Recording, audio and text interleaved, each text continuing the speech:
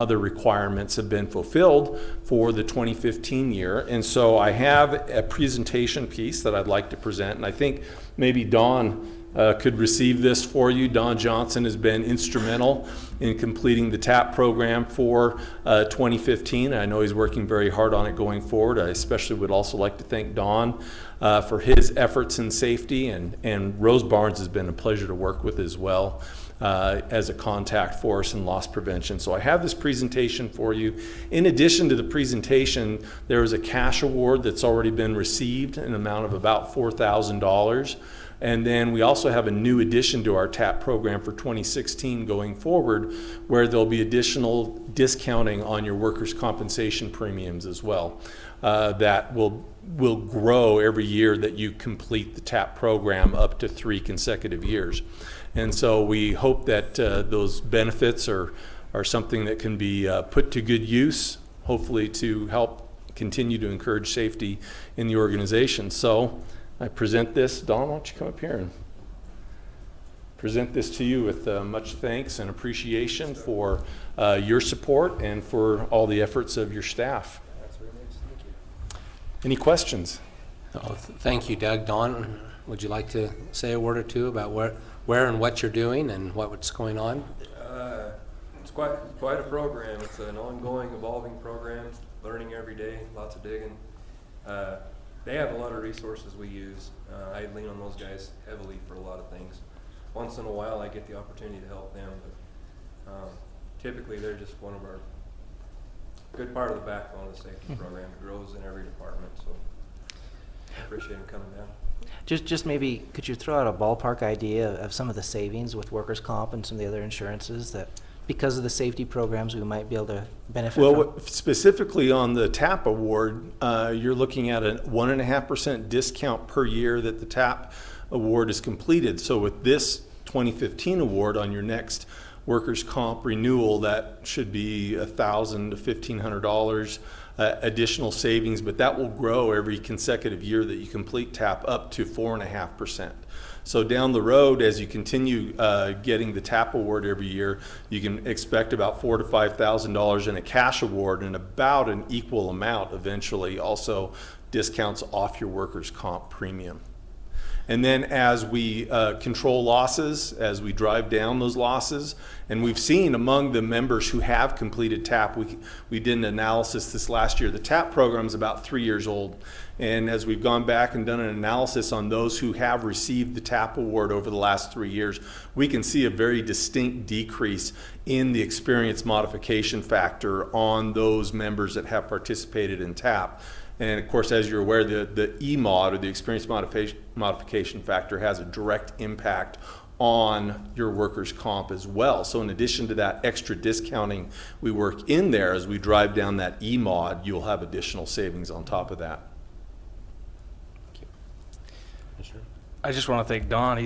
This is kind of a recent position that we've developed, and Don's taken hold of it and done a great job. He's worked real hard. He's working with all of the different departments throughout the entire county, and everybody's buying in, and I think that's in part to Don and the work that he's putting into it, making it a success. So thanks. It's everybody's program. It's just, thank you. Yeah. Thanks. Thank you, Don. Thank you, Doug. Thank you. Appreciate you. Safe travels. Our next item is to convene as the Carbon County Municipal Building Authority. I just need a motion on that. So moved. Seconded. We'll turn the time to Commissioner Hopes. We have one item on the agenda for the Carbon County Municipal Building Authority. A resolution authorizing not more than $14,800,000 lease revenue bonds in one or more series of the Municipal Building Authority of Carbon County, Utah, for a new court facility, fixing the maximum interest rate, maturity, and discount of the bonds, calling a public hearing and notice thereof, and related materials.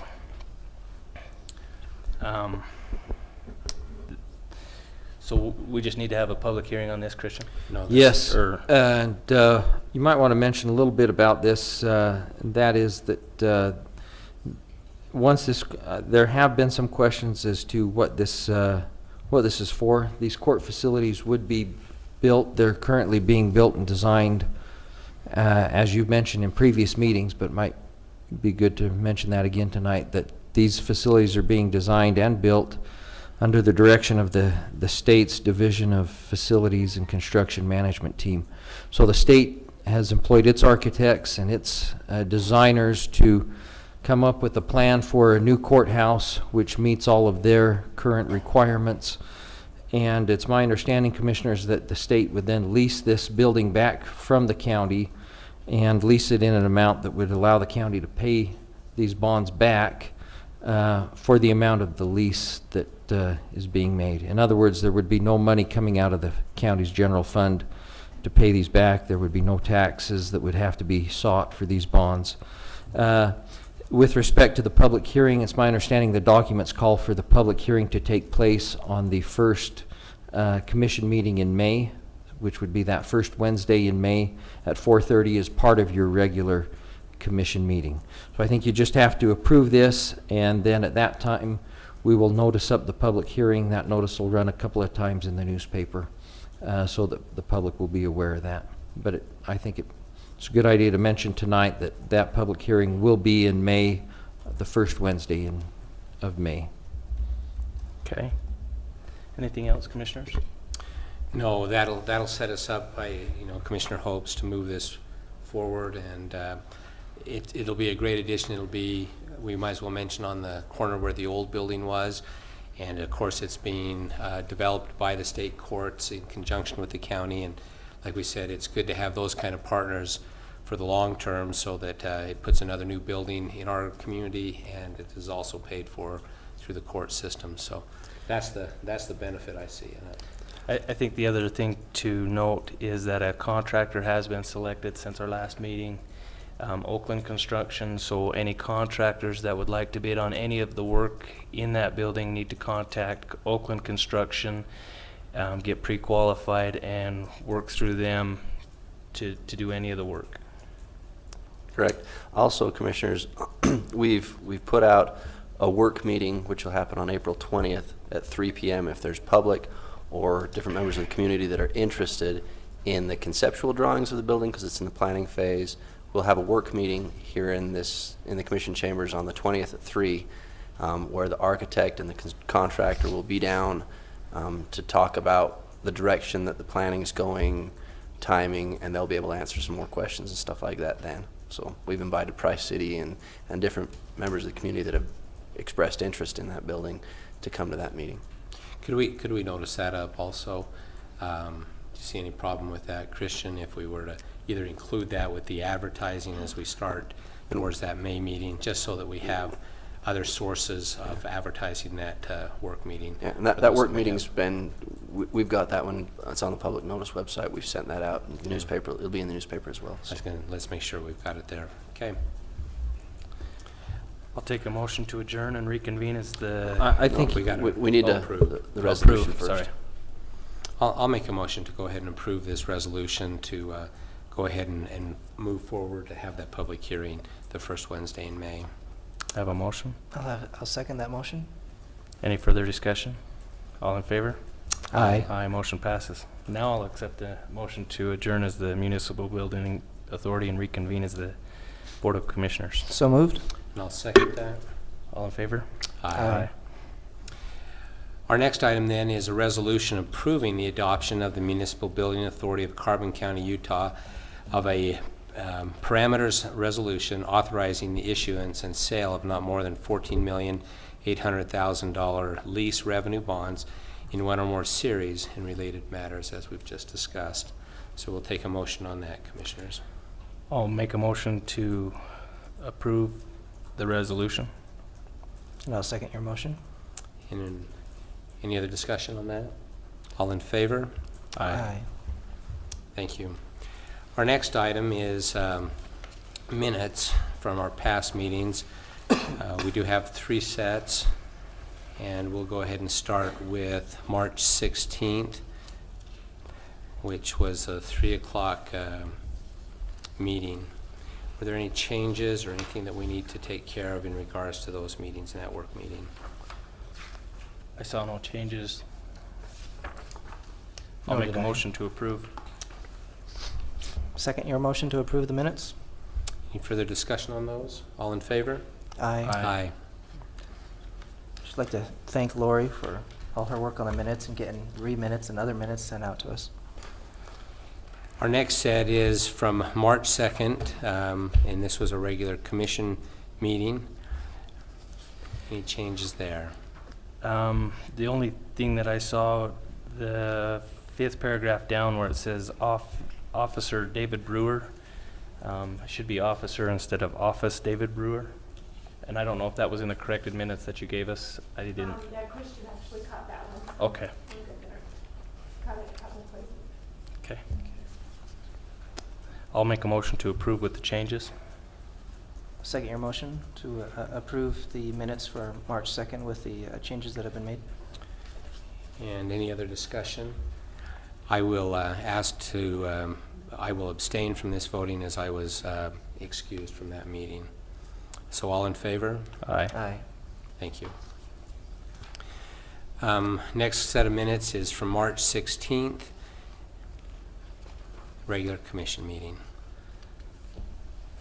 I saw no changes and I'll make a motion to approve. Second your motion? Any other discussion? All in favor? Aye. Aye. Thank you. Our next item, and we'll turn time to Rose Barnes, is for our County Employee of the Month. Thank you for doing this. S2, chip seal oil. Seth, have we got some bidders on this one? We do. So we have 2 bids. The first is from Basin Western Inc.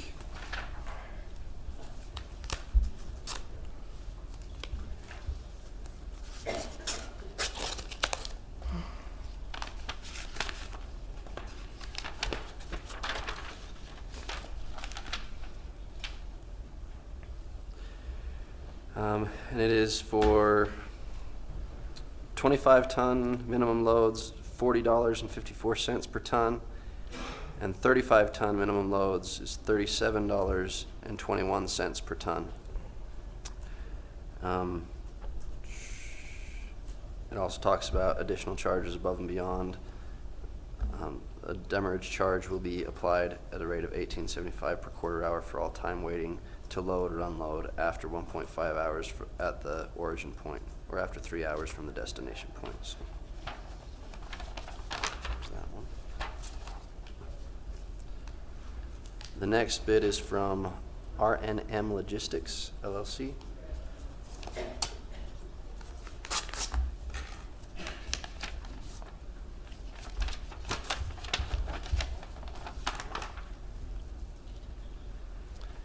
And that is $42 for a, that's interesting. It has 2 points of origin, NSLWX Utah, which is North Salt Lake, $39 a ton for a 35-ton minimum load size, and from Tooele, Utah, $42 a ton for a 35-ton minimum load size. And it also has the additional information on additional charges, fuel surcharges, and charges for return or reject loads. So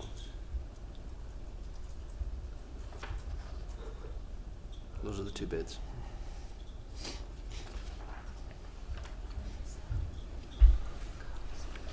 I'll move that we acknowledge those bids and let Daniel Campbell with the road department review those for his recommendation, Do you want that to be brought back or just? for him to be able to move forward with his recommendation. Okay, I'll second that motion. Any other discussion? All in favor? Aye. Thank you, Daniel. Our next item is to open sealed bids for weed and mosquito chemicals. This is always the highlight of our spring season. There's a lot of chemicals involved in this. We have a couple for you. Chris, do you want to come sit up by Clerk Auditor, review these as they're opened. You won't have time to review them as we open them. Okay, the first bid is from, I don't know. Let me open it up and read the printed version of it. Mostly, we just wanted Chris to be front and center on the camera. Well, it's nice to have somebody handsome to sit next to. Less handsome than Lori, because she makes me look bad all the time. It is from Crop Production Services, CPS. And there's 2 pages of various chemicals and their price per gallon, which we will not read into the record.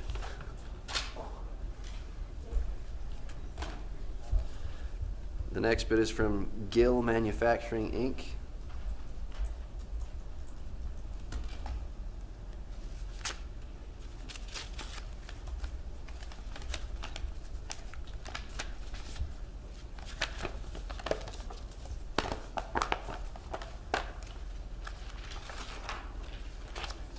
Which has the pricing for the chemicals that they're proposing and the hazardous chemical information that goes with it. Good reading for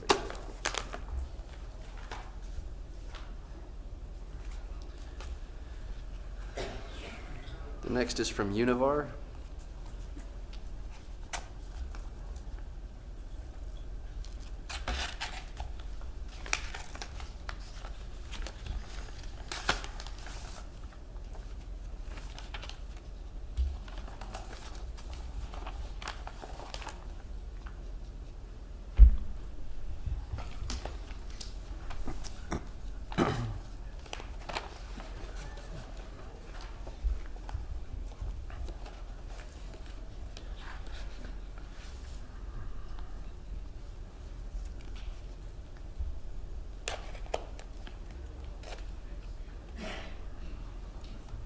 Is this one still Univar? No, I don't know who this one is. It doesn't say on the outside. It's a surprise.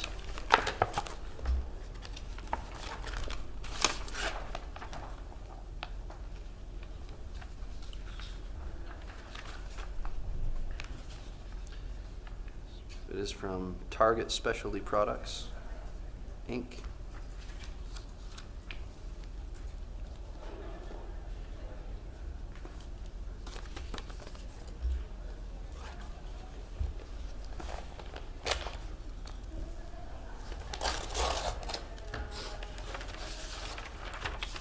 Got a lot of bids on this stuff.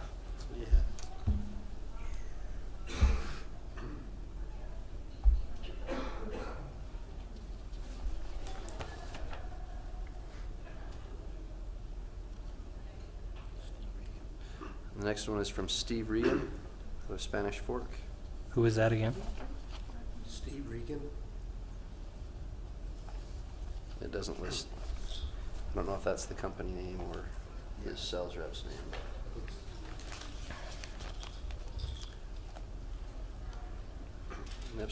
Next is from Adapco.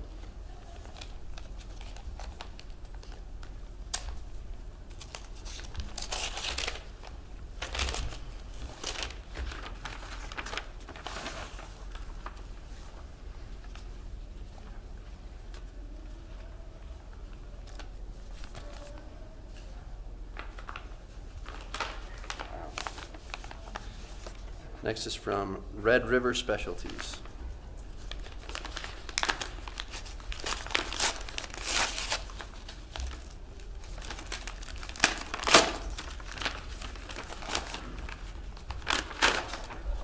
There's some mighty fine reading for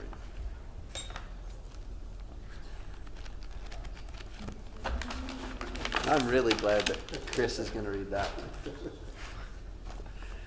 The next bid is from Wilbur Ellis.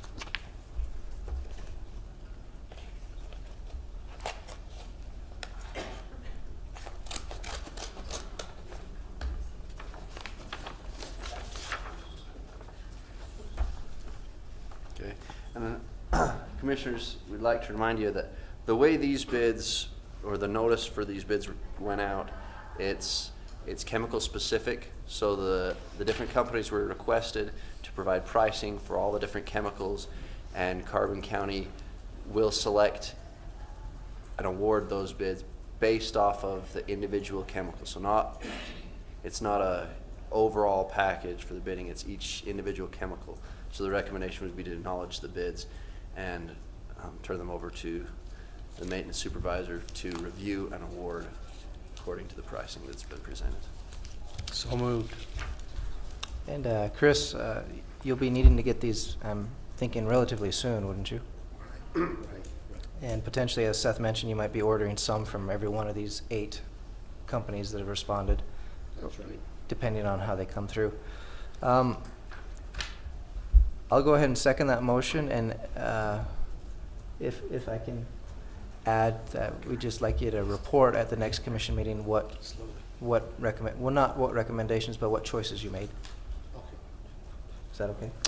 I'll allow the amendment. Okay, I'll amend it. so we have an amended motion and a second. Any further discussion? All in favor? Aye. Aye. Thank you. Good reading, Chris. Our next item is review and possible approval of contract amendment modification for treatment of noxious weeds on BLM land. And I'm not sure who's addressing that, Christian, or? I've reviewed it. Have you looked at this contract, Chris?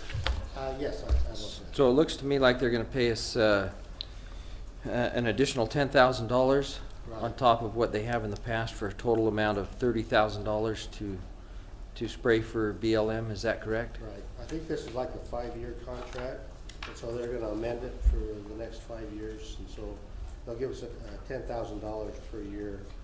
Oh, okay, okay. And that's how the 30,000 got in there, because it's off the one-year contract. Okay. So, all right. So the net increase for the current year is $10,000. We already have budgeted to receive $10,000 from this. But the total net award is 30,000 over that period. Over that 3-year Okay. window. I'll make a motion to approve the contract amendment modification with the BLM. I'll second your motion to approve the contract amendment modification for the treatment of noxious weeds on BLM lands. Any further discussion? All in favor? Aye. Motion passes. Our next item, excuse me, is consideration and possible approval of a cooperative agency MOU for special recreation management area planning. And if we have Ahmed from the BLM, thank you. Good afternoon, Commissioners. Good afternoon, everybody. Thanks for inviting me today. As you know, Carbon County is blessed with the beautiful 9 Mile Canyon and all the resources that come with it. All of these resources are managed by all of us together. In the past few years, Carbon County has partnered with BLM and with the industry on making sure that the resources in 9 Mile Canyon are protected, and the visitors who use the area can come away with a wonderful experience of seeing the beautiful vistas and the rock art, and also enjoy the benefits of the mineral resources. So Carbon County and BLM has been working together for the past few years to mitigate some of the impacts that are out there. The paved road is a great example of some of the products that resulted from our cooperation together on this effort. And as you know, the job is not done yet. We still have a few more things to do to bring the 9 Mile Canyon area into the proper management level, if you will. Our latest effort is called a Special Recreation Management Area. As you know, the programmatic agreement that was signed between BLM, the Carbon County, and the state required us to implement some actions on the ground as a result of the oil and gas development. BLM's role is to strike a balance between this use and conservation.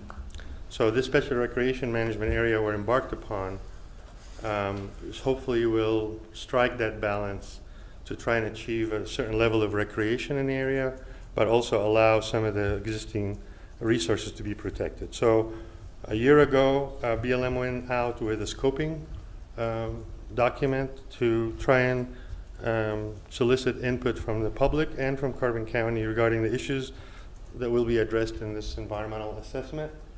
and we are about to release a document this summer in draft, and I'm here to try and ask the county. I've sent you a letter last week saying, could you maybe cooperate with us on this effort? I know you already have doing that, but I want to make it more formalized. We do have an existing MOU for working together on other projects, so I don't know if we need a specific one for 9 Mile Canyon or not. We can discuss this at a further time, but under NEPA, our National Environmental Policy Act, the county is afforded a cooperating agency status, which gives the county a little bit more involvement in the development of the environmental document before the actual public review begins. So I'd like to invite the county today to continue to work with us, and maybe if we need to formalize a formal agreement for the 9 Mile Canyon, we can follow up with that. We do have an existing mechanism to do that, but it's more broad.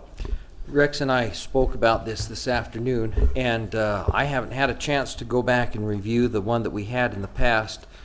My thoughts are, Commissioners, that a broad one may be sufficient, and in fact may be just what we want and give us plenty of flexibility to work.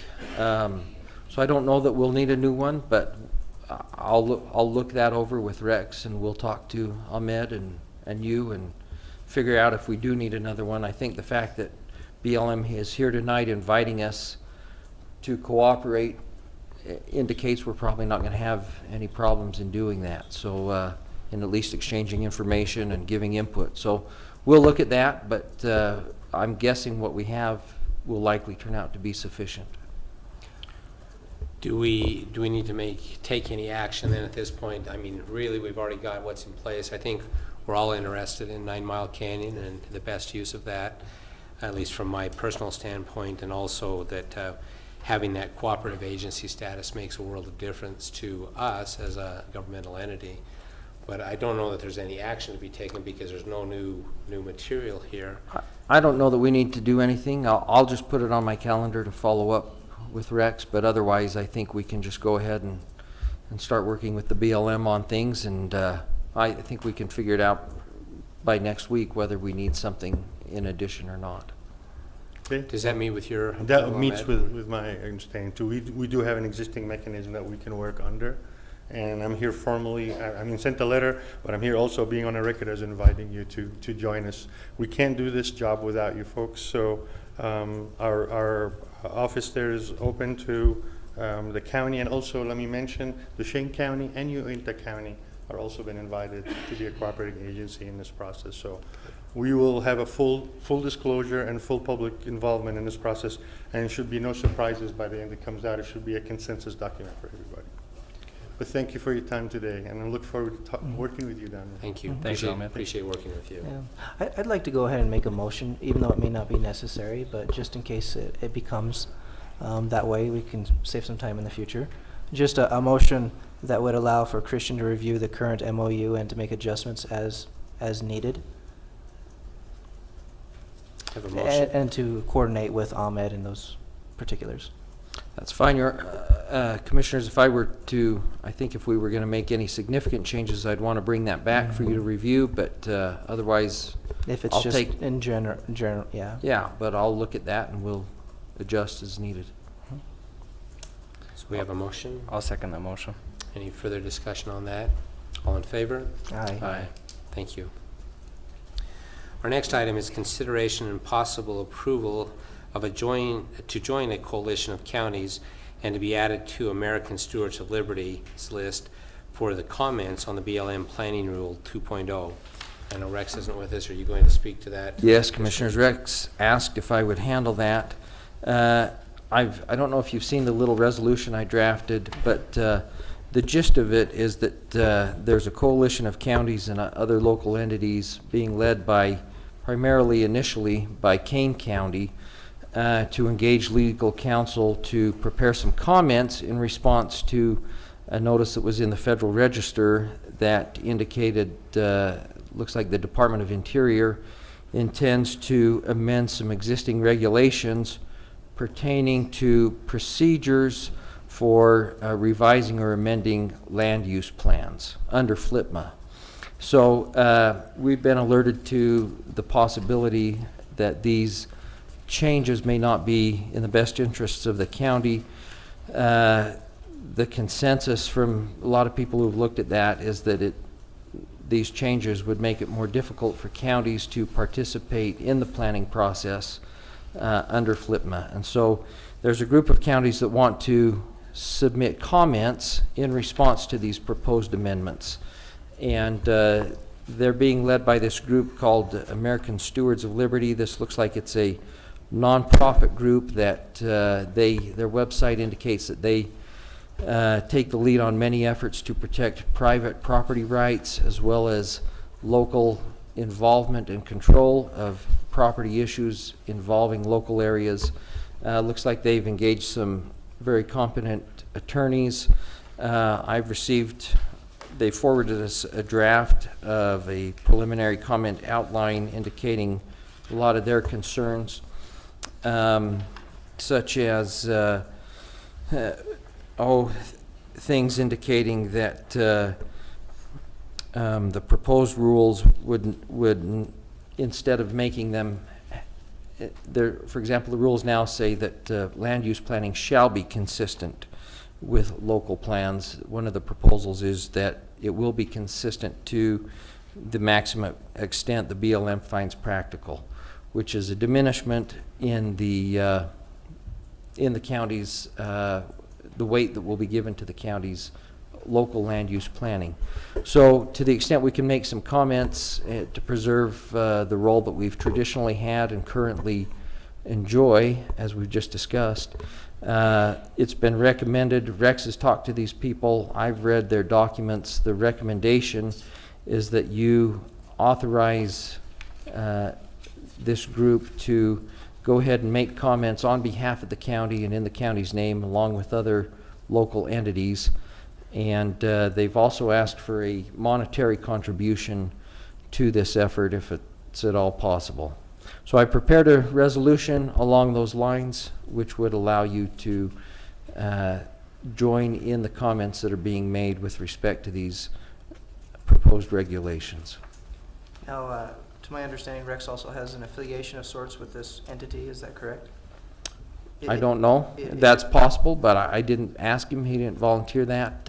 We didn't discuss that. So I don't know. I think to some extent he participates with them to provide, some of the best interests of Carbon County in their efforts. So it's just as an additional benefit. Sure. The other question I have, Christian, and you may or may not know, but as I visited with Rex, I believe that there is power in combining together, but is this also something that we could make our own comments with outside of this group? Absolutely. Sure. I don't know that we'd need to be involved with them. They've kind of done the homework and laid the groundwork and pinpointed the things that are of concern, but there's no reason why we couldn't perform our own analysis and do our own work. Currently, I think comments are required by April 20th, but they are asking for an extension to go out to August. But there's no reason we can't make our own comments and submit our own analysis and do that and spare the expense of having to hire an outside group to do that for us. I know that Jim Madsen had spoken with me about this effort, and he's a commissioner from Kane County, and was very interested in the process of going through just trying to protect overall rights in this planning process, which of course we as the state of Utah and as counties are going through our resource management plans based on some legislation. So that's the only couple of things that I had known and had contact with it. So there was my question. Commissioner Holmes, do you have any? I'd certainly be willing to look at it myself and spend some time and make those comments. If you'd prefer that, the county attorney's office undertake to do that, happy to devote some time to that. If you'd prefer that we do that, we don't have to partner with anybody to make our own comments. I think the concept is that if it's being presented jointly by a group of local governmental entities, then it might catch some more attention or bear some more weight, but, you know, it's not necessary. Commissioners?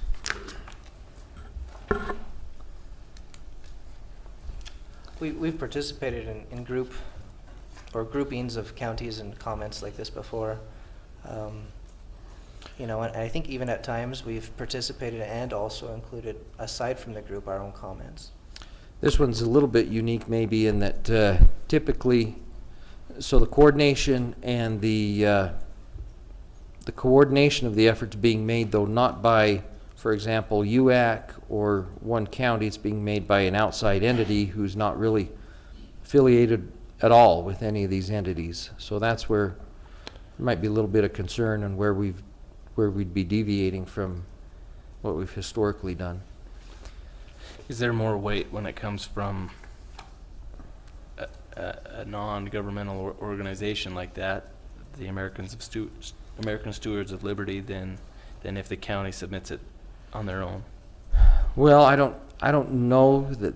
I don't think so. I mean, it's hard to say, right? I don't know who'd be looking at it and what weight they'd give it. I don't know that it would be.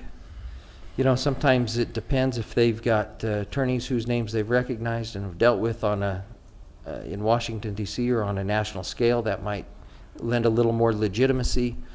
But in the end, it's going to be, I don't think they're going to care who it is that brings the comments.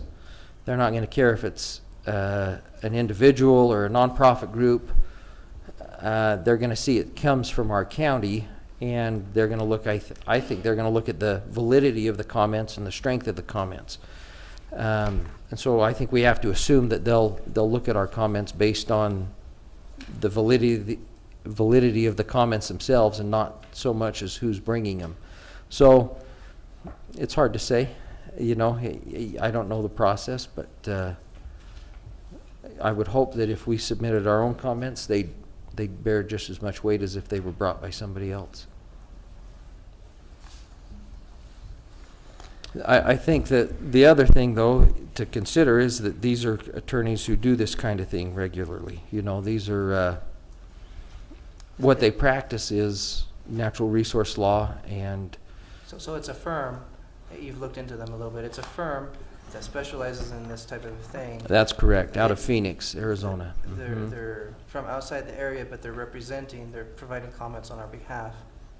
And this They is all would they be. do. That's right.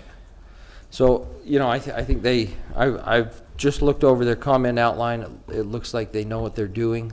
They appear to be very sharp and focused on not rhetoric, but the actual language of the comments that they object to and the implications of those. And so I think they seem very sharp and competent, and to have some expertise in that area. And I don't know that they're asking for a minimum amount. I think they do want to, I think they'd probably be expecting some kind of a donation. They have said you can donate at $500 or $5,000 or $2,500, but they have suggested that we give some kind of monetary amount.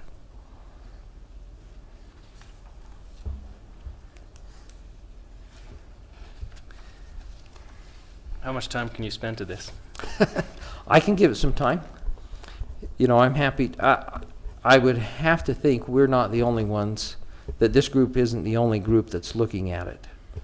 You know, I think we wouldn't have to do this. We wouldn't be isolated if we chose to do this ourselves. I've got other attorneys I can reach out to locally. We've got resources here in the state that we can look at to do that.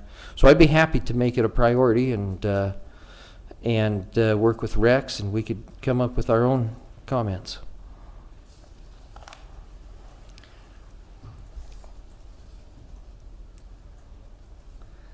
I'll make a motion that Christian and Rex work together to develop some comments to send off to the BLM.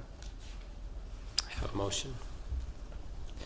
I'd ask maybe to consider a slight deviation of your motion to allow, Substitute I'll motion. make a substitute motion that we allow Christian and Rex to work on it, but then if they find need, or additional information that would prove that we need to use this firm or another firm like them, that they can come back to us and request that.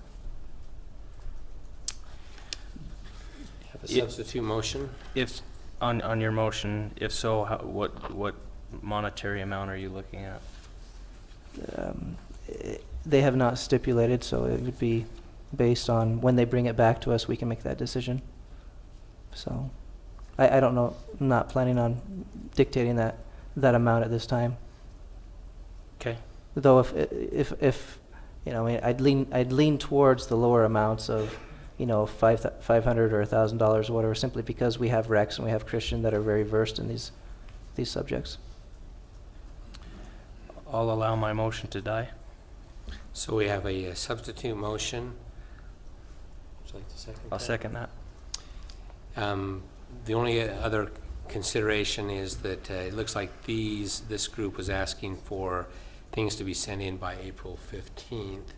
So we will be past our next commission meeting. If there's a need, we may have to hold a special commission meeting if there's anything else to go forward on it. Any other comments? All in favor then? Aye. Aye. You know, Commissioners, if they are successful in getting that 90-day extension that they're asking for, then that would also give us a little bit of time, breathing room to look at things and decide if we want to join with them.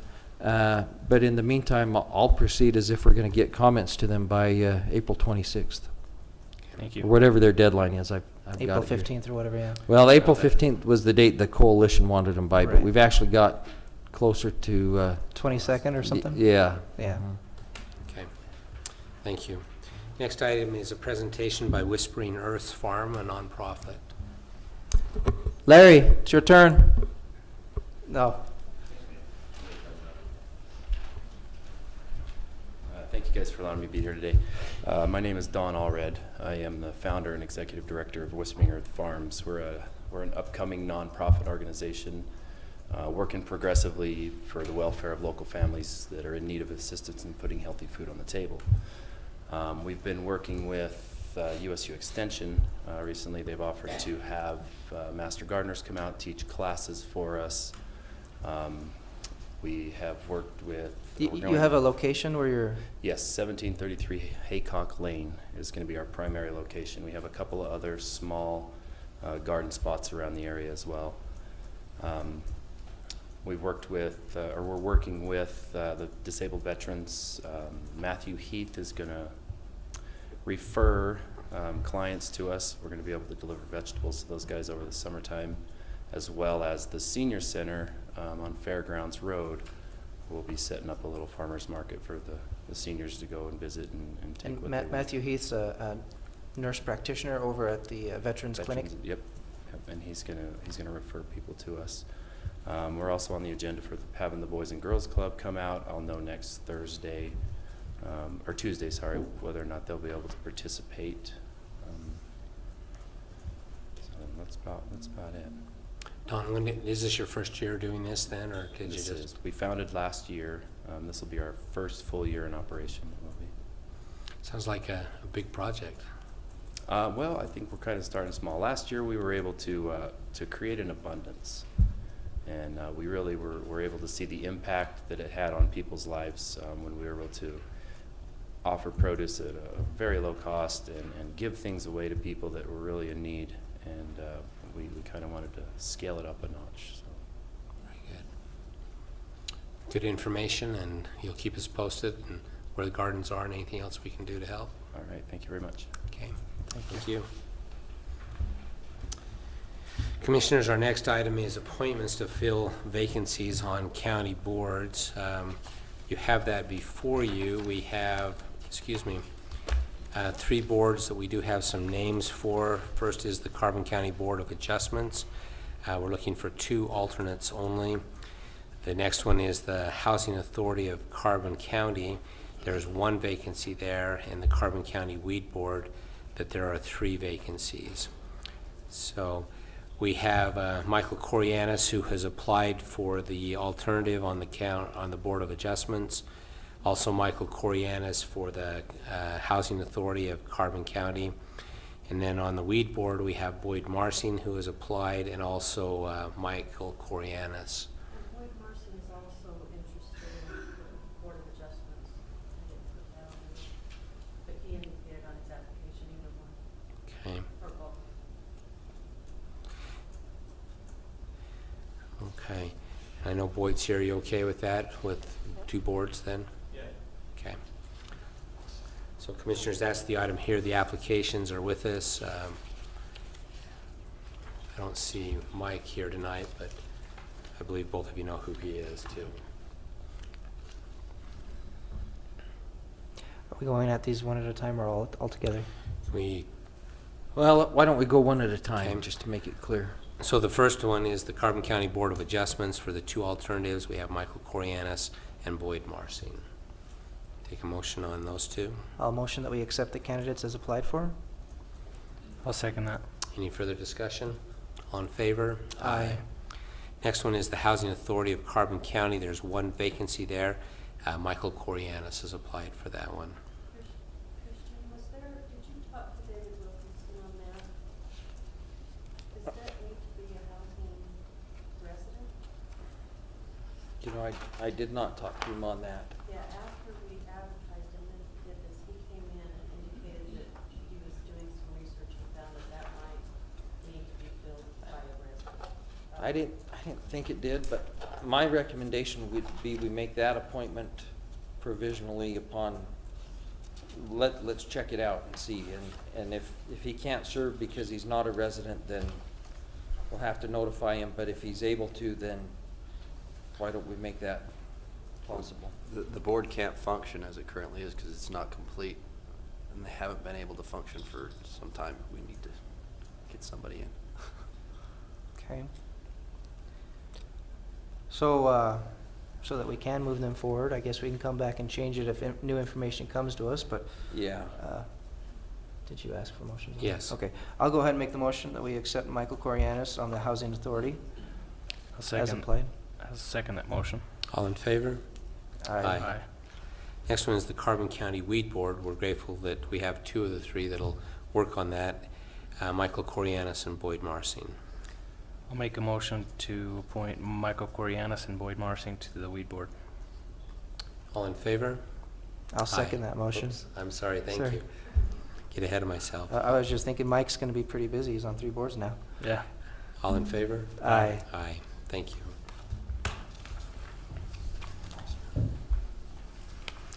Our next item is approval of the VOCA grant with Dina Fawcett. Oh, Dina is still here. Thank you, Dina. Come on up.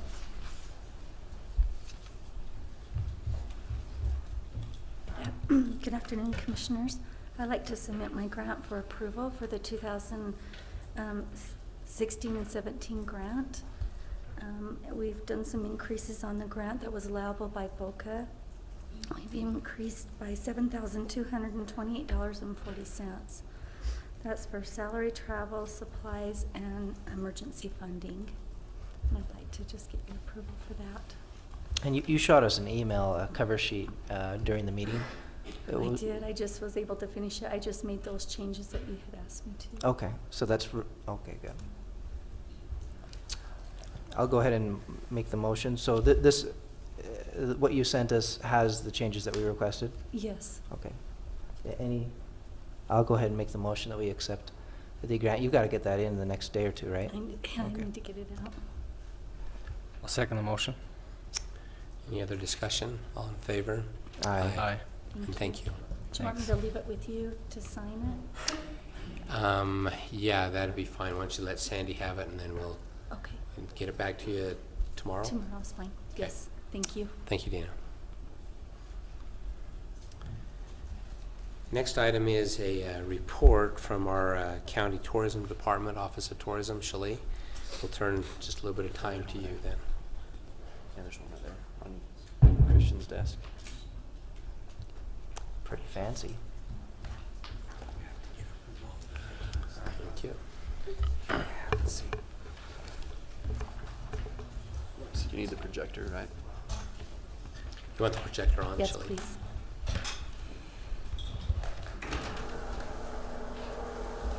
Yeah.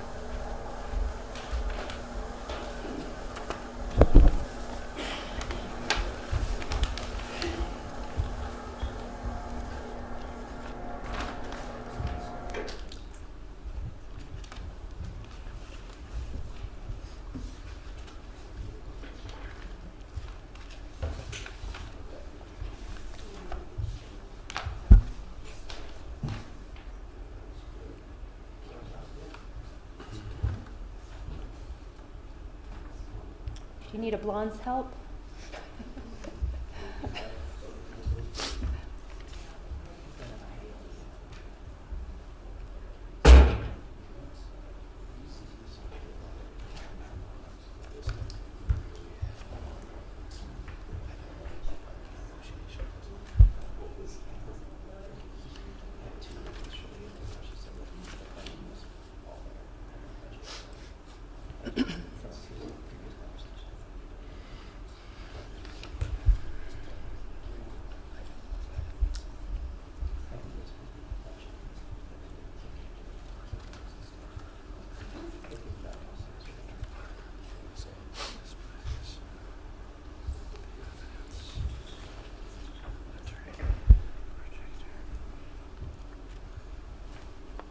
Thank you for your patience.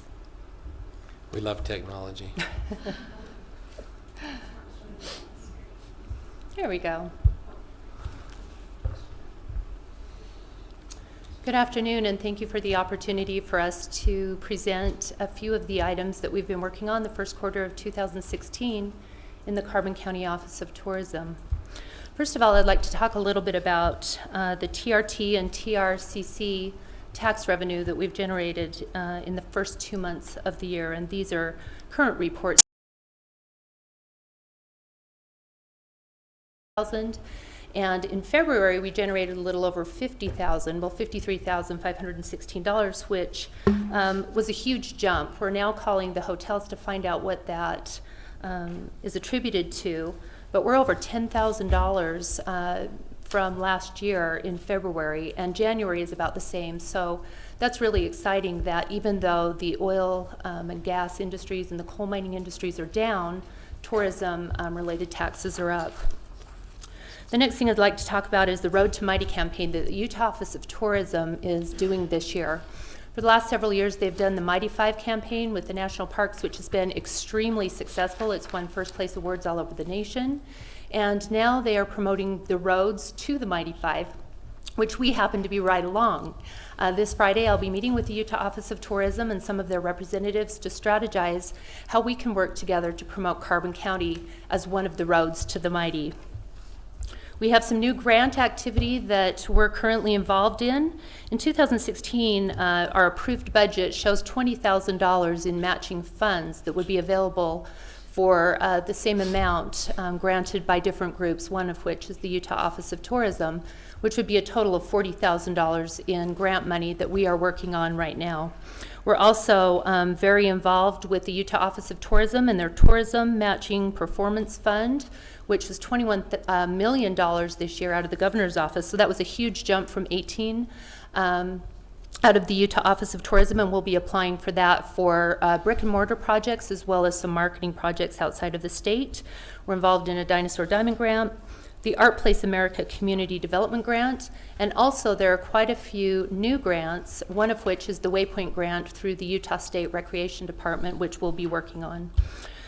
Some of the tax recipients for 2016 that we're working with currently, and some of them have already been funded, are Western Mining and Railroad Museum, Lunatic Triathlon, Helper and Arts and Music Festival, Finish Line Promotions, Black Diamond Golf Tournament, Robbers Roost Team Roping, Black Diamond Rodeo, Castlegate Posse, National Barrel Horse Association, and the Carbon County Leisure Services, where we're helping to provide mounds for the baseball tournaments which come into town, which to me is a great form of tourism, bringing different teams and groups into town. So we're excited to work with the Recreation Department on that.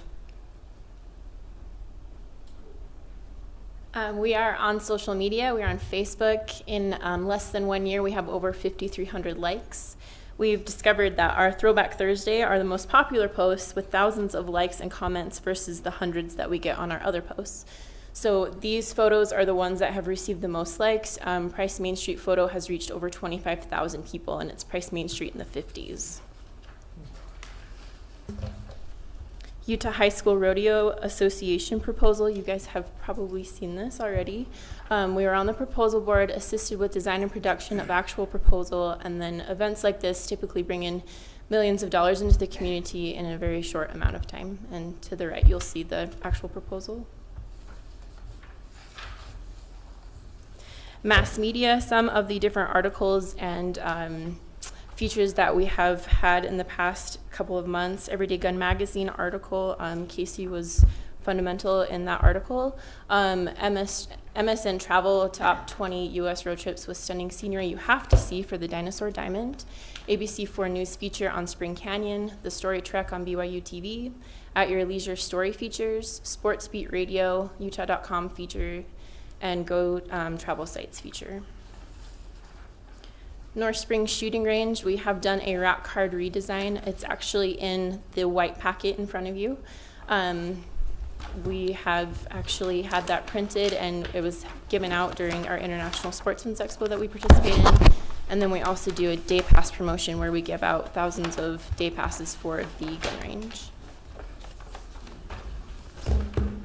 The Civilian and Law Enforcement Sniper Challenge, we actually went out to the shooting range, and some of our help from the Sheriff's Department is in the photo featured on there. We did the photography for web and print promotion.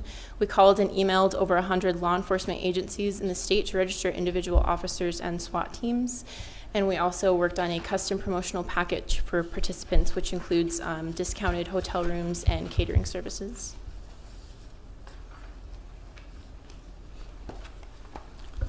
We also this year have been busy visiting with our tourism partners at a little over 80 locations in the area. We have brochure racks, and they were very outdated and damaged. So we have replaced those with the, sorry. We replaced those with the following brochure racks, but it's also given Stephanie and I a great opportunity to meet with our tourism partners like the gas stations and restaurants and hotels and get to know from what we call the frontliners what the tourists are really looking for, what they ask about, and what their interests are so that we can better serve them since we're not in the field, out in the field every day. And these have been very well received. The next item I'd like to talk about is the one I'm probably most excited today about, only because I had a family come in today, and they came in because they had, one of their children had received a packet in their 4th grade school class, and she was from Cherry Hill Elementary in Orem. And apparently her teacher made the comment when they got this packet that you have with you, Carbon County is now my favorite county. Typically, every county will send a one-page black and white information sheet to every student in the class who's assigned their county, which we have done up until now. We decided strategically at the first of the year not to do the UEA convention this year for several reasons, but we sent out 240 packets to schools within a 2-hour radius of Carbon County, which totaled over 8,000 students will be made aware of all of the great things there are to do in our county and some awesome historical facts and figures about our county. But we had this family come in today. They were traveling with a group of 10 people on spring break. They came in and we gave them some swag, told them about the area, and they were really impressed. They came in because of the student packet, and they will be coming back to spend at least an overnight or two visit as a family with some of the different hotel promotions we're doing. So this has been a very short time because we only mailed them out less than a month ago to track the response. But even this morning I got another email from a teacher commenting on how much she loved our packet, and it was much better than a black and white copy. And in that packet, just really quickly, there's a letter to the teacher, a letter to the student giving the report, our magazine, a fact sheet, 9-mile brochure, helper brochure, a $10 voucher for the student giving the report to come to our county, and that is good for gas or meals. The Prehistoric Museum was generous enough to provide passes for every student in the class, and we also are working with the BLM for the Every Student in a Park program, where every 4th grade student and their family or their car load can get into any national park for the year. And so we provide that to all of the students, and we've got a really good response so far, even though it's been less than a month, and anticipate a great response this summer. The next item that I'd like to talk about, you're already aware of, but we were on the board to develop new panels for the National Scenic Byway, the Huntington Eccles National Scenic Byway, or the Energy Loop. We were involved in the logo redesign and 46 panels that were redesigned, and they are currently being fabricated and installed. So we look forward to working with the state and with our surrounding counties to promote that byway. The next byway project we're taking on is the Dinosaur Diamond, which has, for a lack of better words, been dead for the last several years. So we have revitalized the board. Myself and one other person, Mike Lashin from the BLM, who runs the Cleveland Lord Dinosaur Quarry, were chosen to be the two directors from the state of Utah to represent the Dinosaur Diamond Board with Colorado. And also we were chosen to head up the marketing for the entire Dinosaur Diamond out of our office through Stephanie and I. So that's a great honor to be a part of that, and look forward to the panels as well as all of the marketing collateral material that we'll be reproducing. This year, we're working vigorously on the Castle Country Trail System. We're expanding that and looking at some exciting new trails and new projects. We are the committee chairs for this year and next year out of the Office of Tourism. We're exploring expanding the Price River Trail. We'll be going actually on a walk this week to see the possibilities of expanding that eastward. We're working with the BLM. We'll be meeting with them in the next week to talk about some rock walks, which are expanded loops and trails in 9 Mile Canyon.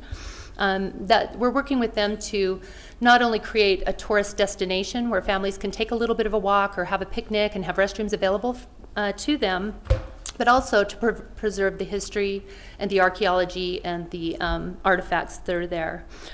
We are also reaching out to other subcommittees like the rock crawlers and engaging them in the group.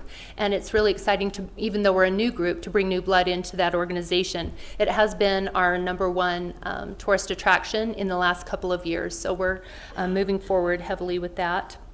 The Wood Hill Trailhead parking lot restrooms and kiosks are very close to being completed. That was done with the assistance of a grant from Yamaha, and then there will be a grand opening for that, and that's a mountain bike trail.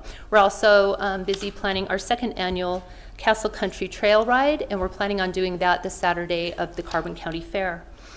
We have been to quite a few expos and trade shows this year already. Crossroads of the West Gun Show, Tourism Day on Capitol Hill, Big Outdoors Expo, the International Sportsman's Expo, which is our largest show, and we definitely get a lot of people returning not only to the shooting range, but to ride the trails and experience our outdoor recreation. And then I will be attending this Friday as an attendee, the Outdoor Adventure and Gear Show, to see if that's something we want to be involved with, and that'll be on my way back home from some meetings in Salt Lake.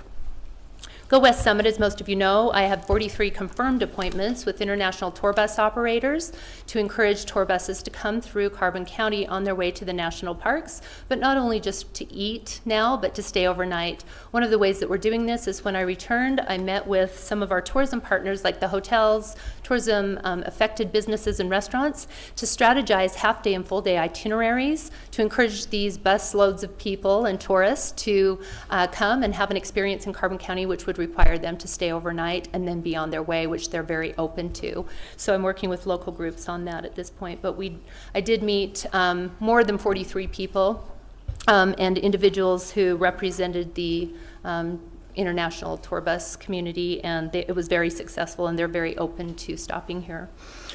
We have Sports Beat Radio coming back this year. We've seen a return on our investment with them.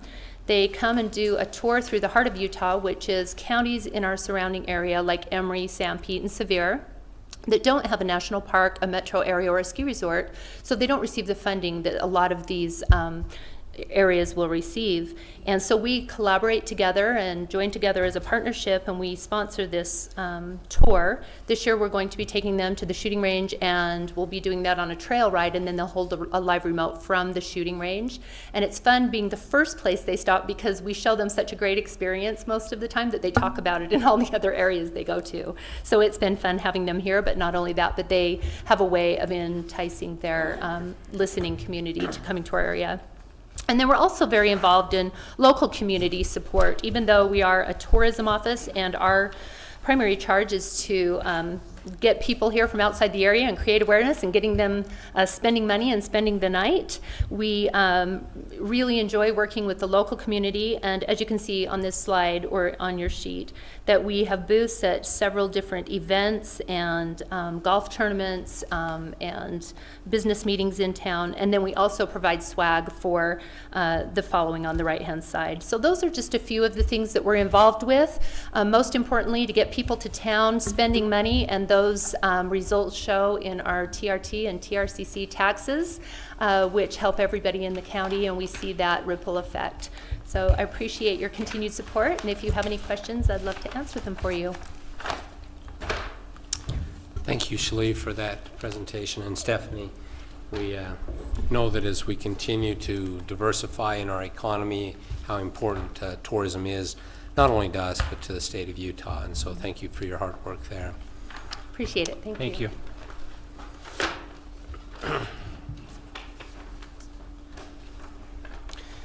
Our next item is a report on the Senior Center activities. Debbie Colby. I don't have a slideshow. You don't? You should have at least brought popcorn for the last one then. We do have a popcorn machine. I knew you did. I just wanted to let people know what was going on at the Senior Center. Today, ETV 10 News put a letter in their newspaper, and it was on the internet. But and you guys have received that, so I got your prior approval. But I'd just like to read that.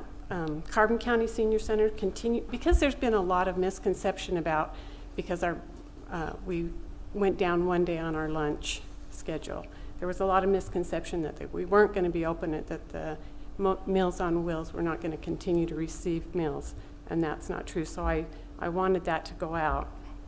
But Carbon County Senior Centers continue to operate 5 days a week, with lunch being served Monday through Thursday. The mobile meal program has not been cut and still offers meals 7 days a week, with frozen meals offered for the weekend.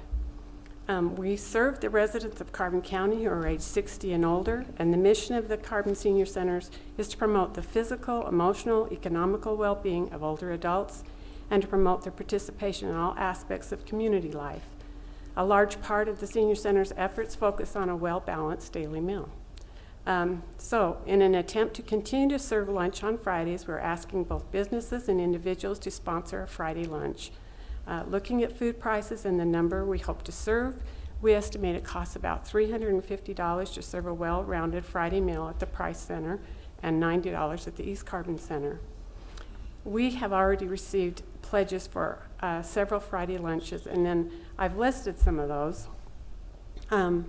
But we have lunches for Fridays organized all the way through July now. I think we're missing one Friday in July. I'd like to read some of the sponsors that we have. Eastern Utah Community Credit Union, Mike and Leanne Milovich, Sheriff Jeff Wood and his wife Emily, the Tony Basso Group, David and Debbie Colby are sponsoring a meal. AARP is sponsoring 3 meals. House of Hearing that comes down and uses our facility is sponsoring a meal. The Zumba Rockerettes is our Zumba group that comes to the Senior Center. Web Tours, Kay Colosmo, Lori Tryon, and Julie Medley are combining together to sponsor a meal. And Julie Medley is also sponsoring a meal in memory of her father, who was a regular attendee, Norm Patterson. Auto Farm Group is sponsoring a meal. Today, Tram Electric called. They want to sponsor a meal both at East Carbon and at the center here. And then up in East Carbon, Miners Trading Post has really pitched in, and they've been catering meals once a month. They also have Carbon Medical Services up there has been doing meals for them. The East Carbon Card Players, the East Carbon Recreation, Bonnie Bell, who is the director there, the site manager, she has sponsored a meal, Helen Garr and Brenda Richardson. I think that's just awesome. And I am totally encouraged by this, that people are we've got a great community, and I think that we forget that there's people out there that love to serve and love to help. So I'm just encouraged. I would like to see all of the elected officials sponsor a meal. I'm looking at some elected officials, and I haven't went around and asked people to sponsor. I really haven't. I've told some people about it, and they said, I would love to do that. So if you would like to sponsor a meal, you know my number. Okay. I'd love to see that happen. And I think the seniors would love to see that happen. Lori Tryon also put together a bulletin board for us to thank everybody that's sponsoring meals. So we've got that bulletin board up. It's really pretty awesome. It's got a rainbow, and it's really summary, and all the sponsors' names, we're putting them up as they agree to sponsor a meal. We had our first sponsored meal April 1st, which was this past Friday. We had 82 people come. I thought that was really a good turnout, especially where we hadn't had a Friday meal for a while. So 82 people came, and I thought that was really, really nice. There's a couple of other things that we're doing. We're trying to get the word out there on all the different activities that are available at the senior center. So we've come up with some brochures. They're very colorful, they're very pretty, and we're putting them out in different areas. But they list, on the back, it lists all the different activities that we have going on out there. So we're hoping to get those out into the community so more people know about the senior center. And then we are in the process of getting a gift craft shop going. Most of the items in this shop will be items donated by seniors or anybody else that is a crafter, or, you know, we're happy to take items from anybody, but we're hoping to get that up and going shortly, and all the proceeds from that would come directly back to the center. So that's what I have to report. Will you just expand a little bit on the Friday meal, how it's being prepared, so that we're not expanding the cost? Right. Okay, so last week we had a pasta salad and a sandwich and cake. The pasta salad and the cake were prepared in advance. So during the week we make sure that that gets prepared, and then Friday morning, we have a very small crew of people, but we came together, we all came in, we put those sandwiches together. Now this Friday, Tony Basso group is coming, but they're sending people over, and they want to work the line. They want to help put the sandwiches together on the line. So we won't even have to do that ahead of time. Fantastic. Yeah. It's encouraged that those that do donate, if they would like to go out and participate, meet and greet, talk with everyone that's there. It's a really good opportunity to get to know a lot of the senior citizens out at the center and some of their interests, and get to know them. Right, and we do have people that want to be there.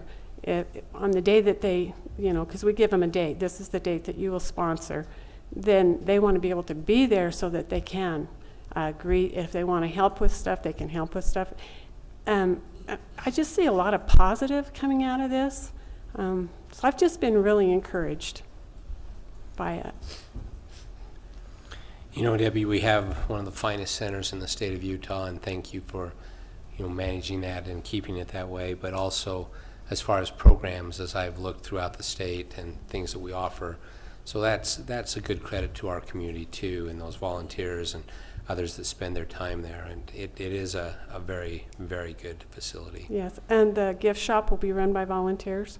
My mother agreed to take that task on. She ran the gift shop at the hospital for 8 years, and she said, I'll do it. I'll get it going. So good for her. Yeah, so it's pretty awesome.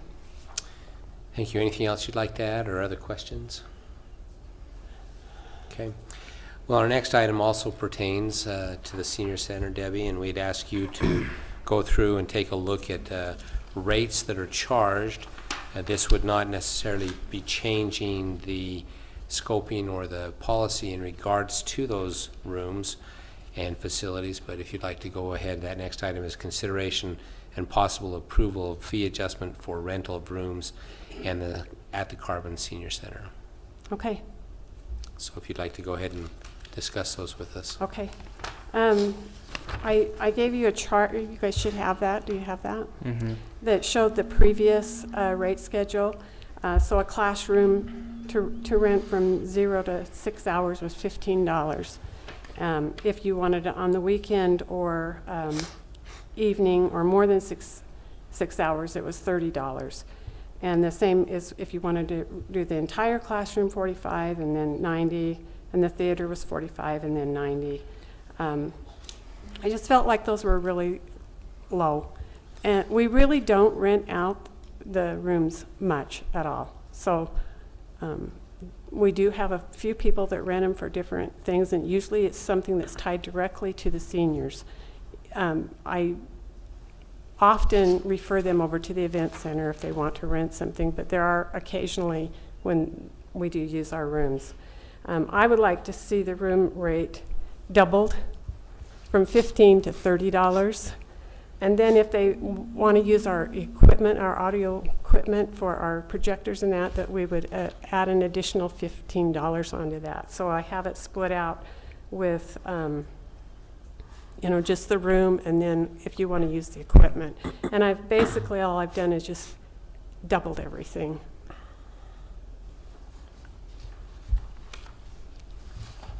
Anything else you'd like to add on that? No, I just think it looks more reasonable here. We do have some really nice rooms, and like I said, on an occasion we do rent them. When you looked at this, you also compared to some of the facilities, the hotels and different things and what they charge, and we're well below them still. And not that we want to compete. Right. We still want them to have the business, but when there is something that pertains to the senior citizens specifically, we're not out of line. Yeah, like House of Hearing comes on a regular basis, and we rent a room to them, and they provide services to the seniors there. Piano Gallery comes regularly. They're a regular renter of our facility, and they give organ lessons to the seniors. And so I feel like anytime they're have a chance to make money, then we should be charging them. We give rooms out for free to, like the Historical Society uses our rooms at no charge. A lot of the military, the DAV and those kinds of organizations, and we don't ever charge them to use our facility. But anytime I think there's somebody that's going to be making money, that they should be paying us something. Thank you, Debbie. Commissioners, do we have a motion on these rates? I'll make a motion to approve the fee adjustment for the rental of rooms at the Carbon County Senior Center. I'll second that motion. Thank you. Any further discussion? All in favor? Aye. Thank you. Thanks, Debbie, for all your work on this. Thank you.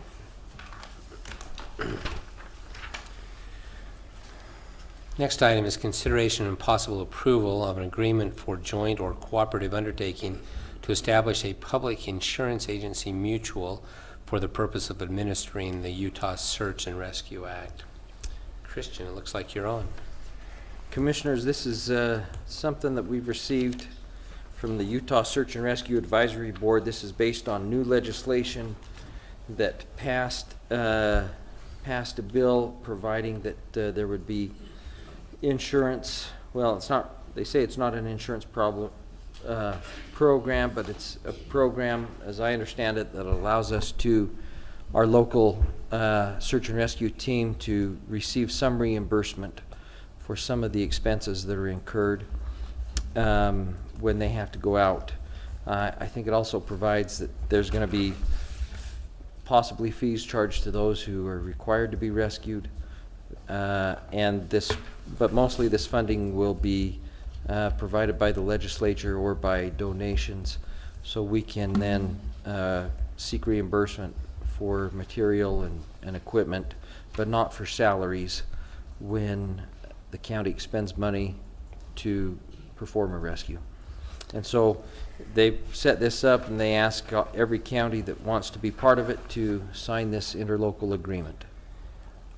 As I talked with a couple of people today, the sheriff and this Kevin Bullender, the legal counsel, I think they're still planning and trying to implement things. I don't think they're, Oh, okay. I haven't talked to him, so. I did call him today, and I don't think we need to hurry on this. I would like to get a little more information before we move forward on any agreements. Just because I don't, he gave me some legal statute, and I haven't been able to look that up yet Okay. to find out how the program's administered, who does it, where the monies go. The statutes there, I'm not quite sure how the rescue assistance card is supposed to work. I wasn't sure. And that's, I was a little unclear on that. It looked to me like that was independent of this fund, and I didn't know if, it was almost implied that you could buy a card to avoid having to pay That- reimbursement if you get rescued. But I'm not, I'm that's not the sure way that's he what it explained meant. it. Okay. That through, what agency was it? The Department of Emergency management? Is that- Emergency No, it was a different Oh, agency okay. that would issue the cards. Go Ed, maybe, Office of Outdoor Office of- Recreation. Outdoor Recreation, maybe? possibly. It was either that or Go Ed. And they would issue the cards. You could buy them as kind of an insurance policy, although it's not an insurance policy, that if you were Right. ever to get lost, You wouldn't be responsible. you wouldn't be to pay- responsible pay for the your rescue. payment. Mhm. But it also said that there was a chance that you could still be responsible for the payment. Yeah, So it wasn't. It wasn't super clear, so I just wanted to look at that a little more. They're also- And that's fine with me. They're also asking for a 5-year contract, which might be a little bit Long for something that's so out new. there. But I had a lot of those same questions, Commissioner. I wouldn't feel bad about us tabling that. If My motion is to table until we can get some more information then. Seconded. all in favor? Aye. Aye. Next item is discussion concerning the 7630 elevation mean sea level versus the 7638 mean sea level. And we have John Alger here that's going to address that. I know that John has approached each of us individually and has spent some time with our engineer and also our surveyor. And so, John, we give you just a little bit of time to further that, maybe 5-10 minutes, if you would, please.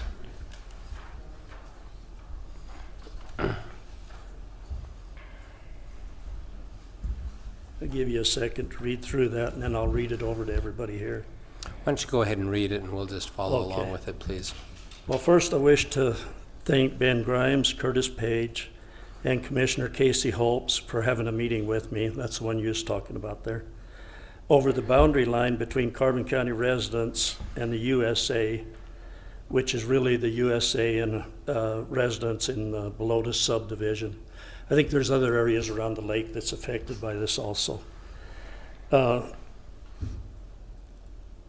I want to thank the commissioners, Jay Potter and Jake Miller, for taking phone calls on this matter. These meetings and phone calls are concerned with the boundary between Carbon County residents at Belotus subdivision and the USA. The land was sold to Belotus as a simple above elevation 7630. And just to kind of make it easy, 7630 mean sea level, and this was one of the main surveys was established back in 1916 called the McGonigal and Ulrich survey. Just to clarify, when you're talking about the USA, you're specifically talking about the Bureau of Reclamation. Yeah, in our property ownership maps, it shows USA. Okay. And so in our property maps, it's saying USA property line. The reason to discuss the 7630 property line is that there's more than one written document put out by the Bureau of Reclamation, I abbreviated it BOR there, and by Carbon County that make people wonder, as the elevation on these documents is 7638.9. And that information, in my opinion, is very confusing. It's confusing enough that in our meeting with Ben Grimes, Curtis Page, and Commissioner Holtz, It took a fair amount of time to determine that these maps are using a different format. And by that, what I'm saying is that, well, I'll go ahead and read it. Similar to a different control point. The control used is actually reading 7634 about to produce 7630. So the new format is not sea level, but it can derive sea level. The new format is called NGVD 88, which means the National Geodetic Vertical Datum of 88. The new format states that 7634 for 7630 means sea level. I know that might be confusing, but hopefully I can explain that later here. It's easy to change, for us to change, similar to changing millimeters to feet. But the problem is that the new line created on the maps is 7638.9. So it's almost 5 feet higher than the 7630, even when, and I didn't write this very well, but even after you take this changing of formats. And there's no evidence anywhere of this approximate 5 feet that is different. I've talked with the county commissioners about this. Of course, Ben Grimes and our engineer, Curtis Page. The Denver Office of National Geographic Surveys, Provo Bureau of Reclamation, and especially Mr. Christensen. Mr. Christensen's last statement was that this 4 feet may have come from a BLM survey of section 17, which is on the other side of Schofield and south towards the town. However, no evidence has been provided. So now I get to the reason I'm here, is I wish Carbon County would produce a 7630 property line, and especially on my plat of my property that I get from Carbon County. And to relate to that just a little bit, I've got a 7638 line on the plat of my property when I look it up for taxes. And I'm here stating that that 7638 line has no basis. And then the other wish I have is in proposals to mediate with the federal government that Carbon County does, is that the Carbon County would use the elevation 7630 mean sea level. And what that would be similar to is that would be like similar to using feet instead of millimeters. It would eliminate a gigantic amount of confusion. All of the plats speak 7630 mean sea level elevation. I see no reason to confuse people by throwing in a different format. And the format's mean sea level is what's stated in the property deeds. Now to elate to this just a little bit, the format that I'm calling such as millimeters is NGVD or NGAD. Anyhow, when I speak of that, it becomes very confusing. Just like for somebody that's used to feet, having to convert millimeters. But one of the things that's happened is the NGVD is, it's approximately 4 feet higher at that latitude and longitude than the 7630. So if we only deal with two different formats, we deal with mean sea level and we deal with NGVD, we're dealing with about 4 feet. By throwing other formats and different things in, the elevation that's being played with is 7638.9. And when you look at that, that's 4.9 higher feet than the conversion factor. So for somebody to change your property line, which that's what this elevation is, it's actually a property line, between my property and probably another 150 residents in that area, and the USA. And the only thing that I have found that brings this 7638.9 that everybody's producing is word of mouth. There is one map that actually has a little statement on it, and on that little statement it brings in another format called, I think it's called NAVD 29. And to put it bluntly, that's just something that was thrown in to confuse people even more. So it has no basis, no bearing on Schofield whatsoever. It has no legitimacy. As a matter of fact, it was called mean sea level up until 77, when they changed the name to NGVD or something. It doesn't mean that it is the exact mean sea level that was being produced, that was run clear across the United States. To elaborate just a little bit more, the United States, to make sure problems like this didn't happen, the United States run levels, and by that would be like a level sitting on the scope of your gun, where they eyeballed through it and kept moving, maybe 100 feet at a time. But they run these levels all the way across the United States, and they put in monuments. They put in these monuments so that that would be recorded for all time. And there's a monument in the schoolhouse up there at Schofield, and the schoolhouse has 1928 stamped on the schoolhouse. That monument reads 7702, and when they readjusted it in 1935, which helps throw out this 29 number, but when they recalculated and remeasured it and run a whole survey across the United States again, that survey marker was 3/10 different than the original. So it now reads 7702.3. That 3/10 could be error in all these 100-foot adjustments going across the United States. It could be that the school has sunk a little into the ground, you know, the weight of the school, whatever, movement of the ground. But it's 3/10. It doesn't even come close to this 5 feet, 4.9 feet.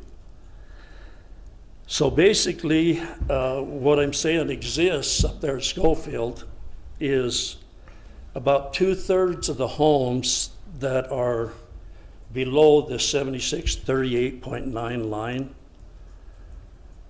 are below that line, but they're above 7630. 7630 is the line that determines the property.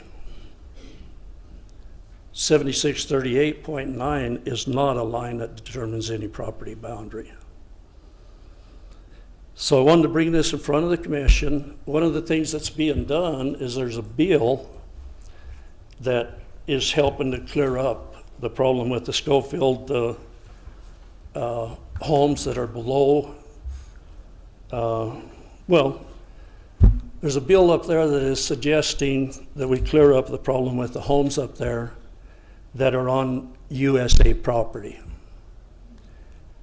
If I'm correct, and 2/3 of them homes that the 7638 line is claiming on that is on the USA property, we're involving 2/3 of the property owners into signing a paper giving their land over to the USA. So when the county commission has had these meetings in the past, from what I understand, and these go back to commissioners, that wasn't you guys. They've had some very nasty meetings from what I understand. And one of the reasons for this, it's my belief, that 2/3 of these owners are being told, you do not own your land, when they actually do.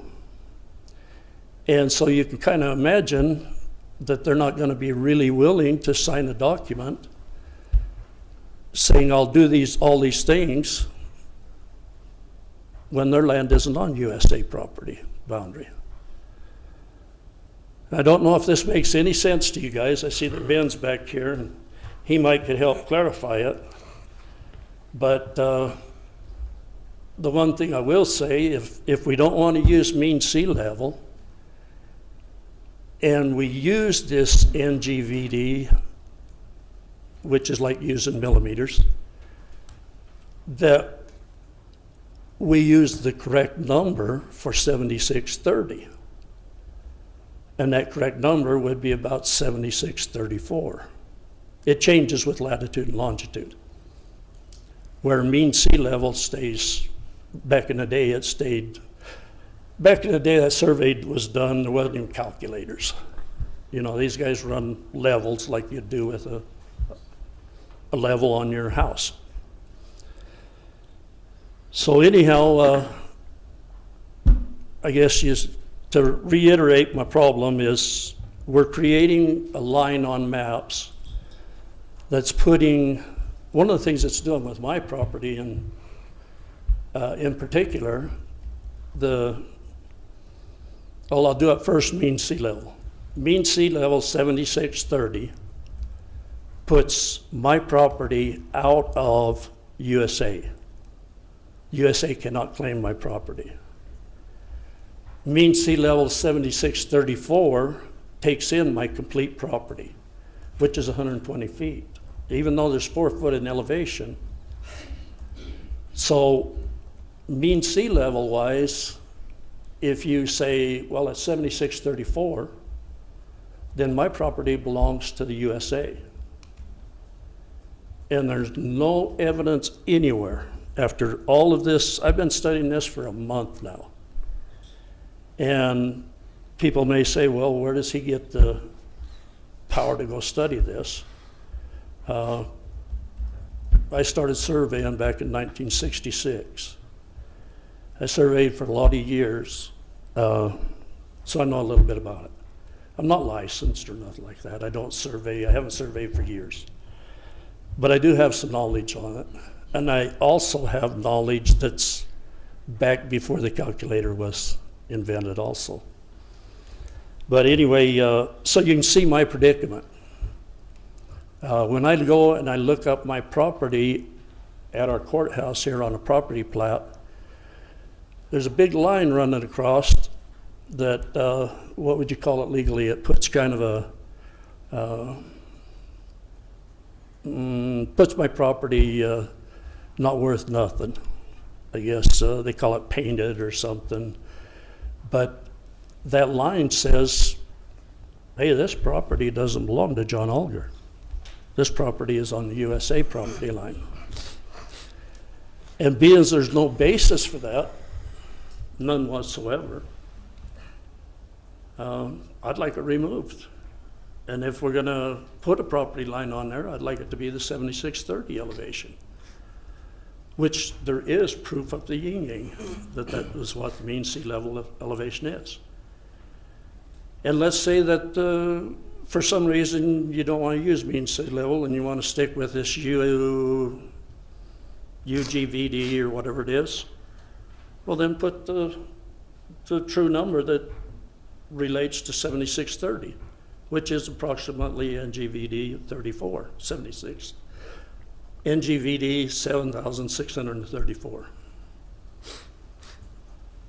So, and I understand how the commission got roped into this number. Just like you commissioners here, you wear different hats. Well, let me interrupt you for a second. Okay. Because I don't think the commissioners got roped into a number. This number was a number that was given to us by the Bureau of Reclamation. Okay. Right? I mean, they've said this is the number. Yes. This isn't the county who's put this number, who's adopted it. The federal government has said this is what it is. Okay. Now I'd And like they've to deal determined with that. I'd like to deal with that. This All right. Mr. Christensen that gave the county the number, he, just like our commissioners here, wears different hats according to different things that he's doing. The one thing that he was doing when he come down here is he's trying to acquire property for the United States of America. He actually took an area up there at Schofield to court. And them homes are gone. And in the court proceedings on that, if you read them, you'll see where there was, the property was taken away for taxes.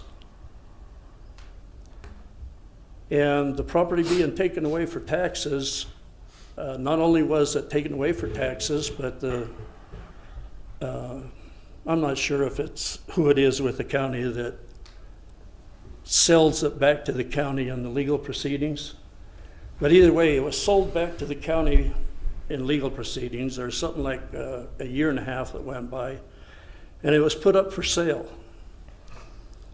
And in the court proceedings, at least it's my opinion, if it was proven that it was sold for taxes, the 7630 line wouldn't exist anymore.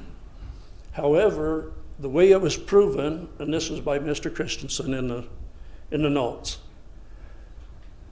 the recorded in our courthouse sale of the property was May 27th of the year that it was sold.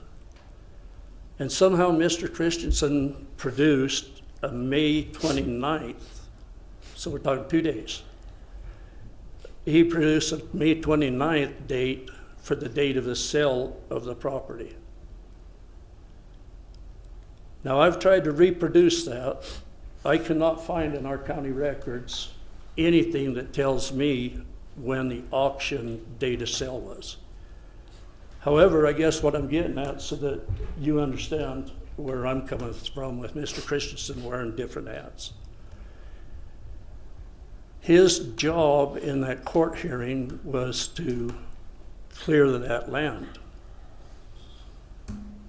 And he went so far as to produce a record that in a month I haven't been able to find. The only place that that record could exist that I know of is at our Carbon County Courthouse. And in utilizing all of the people that we have here at Carbon County that I've been able to find, I haven't been able to reproduce them two records. I can reproduce the record that it was sold on the 27th. I can prove that it was sold for less money than what the county would have sold it for, because the county normally sells this for the penalty plus the taxes, but it was sold for less than that, which makes me believe it went for auction. But either way, in them court records. So it's my opinion that Mr. Christensen does not have my property line. If we said this property was, that he was just representing the property owner, which was USA, then we'd probably say, well, this is one property owner saying 7638. Let's have him prove it before we change it. Versus 100 and some property owners in Carbon County that are saying, hey, my deed says 7630. You know, John, it's been interesting as I've looked at it and our conversations in the past, and if there's anything else you'd like to add to it, public record, let's wrap that up. Yeah. Because I think the real issue lies as I don't know, maybe Commissioner Hopes has something else to say from the meeting, but you know, we still need to establish obviously what that line is. Your valid claims as a property owner should and could be sought through the court of law. Yes. Obviously, we have a responsibility with our recording and those kind of things that you've alluded to. And but we need to look into those kind of things. But I think we're going to have to call on our professionals to do that, because we're being told this is the level based upon the federal government.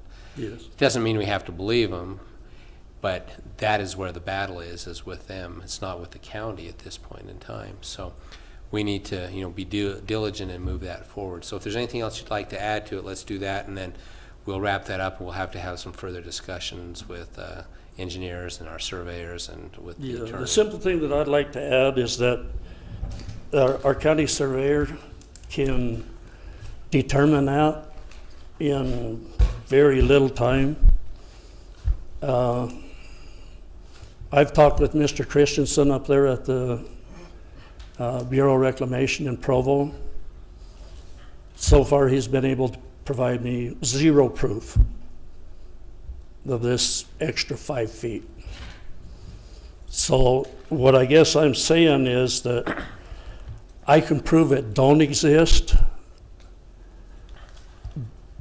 And so being as I can prove it don't exist, I'd like the Carbon County to not put, unless they can prove it does exist, I'd like them to not put this 7638 number inside the proposal where they speak with the government, like Mr. Hatch or Senator Hatch, to put in front of the federal government. I see no reason why we would use that number unless we could prove it's true. We'll take that information. We do need, obviously have some work to do on it before these bills come forward and are approved at any point in time, so. Thank you. Thank you very much. Our next item is a review and possible approval of contract for engineering services between Carbon County and Javation for AIP number 3-49-0026-71, Airport Chain Link Wildlife Fencing. And Commissioners, this is part of our ongoing improvements with the airport. This contract has now come forth. We approved the concept. We approved Javation to produce the work, and now it's time for us to put forward the contract so that that work can be finished up. It's to set up the new fencing around the airport area to basically keep wildlife and everything off from the runways. And Christian, I don't know if you have anything else you'd want to add as far as the contract with Javation. I've looked at it. I don't see any problems with it. Very similar contracts to what we've used as they've refinished the runways and the other work that's been done at the airport, Commissioners. I'll go ahead and make the motion to approve. Second that. I'll second the motion. And all in favor? Aye. Aye, thank you. Also approval to complete the CIB list for 2017 for all cities, towns, service districts within Carbon County. Seth, did you have questions on this one? The only thing that I noticed on that, it doesn't, the list no longer includes the 7th District Court building. I tried to call a couple of different people at the CIB staff to make sure if that was okay. They weren't available today. That application has already been submitted to the CIB. It's scheduled for their May meeting. It's for funding in June. And my only question was whether or not that the absence of that on this list, if it would slow things down or not, but I wasn't able to get a hold of anyone that could answer that question today. I know it came off the list because it's been submitted already and is on the list now ready to be funded. But I just, that's why I called several people today, because I don't want to see the project derailed because it wasn't still on a list. And I don't know if that would happen or not. And the people that would know weren't available to answer that question. So, when is this due? It's. Let's make that phone call tomorrow and see, because this is fiscal year 17, which would start in July 1, and our project is in line for June funding. So it may not be necessary based upon how and based off of they work, the calendar years, we're probably good. However, but we need to make sure. I don't want to. Would you call Michael Sandy tomorrow and see if we need to just make that adjustment to put that back on from where it was before? Yeah, good catch. And that's just, maybe I'm just worried for nothing, but No, I don't want to get it killed on a technicality. Yeah, if we're going to build that building and the state's going to rent it and pay for it, we need to be able to get the funding for it. I have a motion ready. Okay. I'll make the motion that we approve the completed CIB list with the potential of adding back the courthouse if we find it necessary after future discussions tomorrow. I'll second that motion. All in favor? Aye. Thank you. One last item is the approval of property tax exemptions. Christian, I don't know, do we need to read this list in? I don't- Or, I don't think you need to read it. I mean, descriptively, it's primarily church properties, properties owned by churches, and of course, other charitable entities. nonprofits? I think if you just indicate that it's available, that's sufficient. If you'd like, Commissioners, there are 4 parcels which are being added to the list, and one parcel which will be, another parcel which will be, there are a couple that are coming off of the list. If you want to know what those ones are, I can. Why don't you tell detail all. those and then, Parcels being added to the continued property tax exemption list is parcel 01-1973-0060, which is Habitat for Humanity. It's not for profit. The other is for Four Corners Behavioral Health, which is parcel 01-0392. Another parcel being added to that list is Rise Legacy Development, which is there on Main Street. It's parcel 01-0429. And Utah Rural Child Development, which is Reduced Head Start, RUC Head Start, which is parcel 01-2535. And those are the parcels that will be added to the continued property tax exemption list. There's one parcel which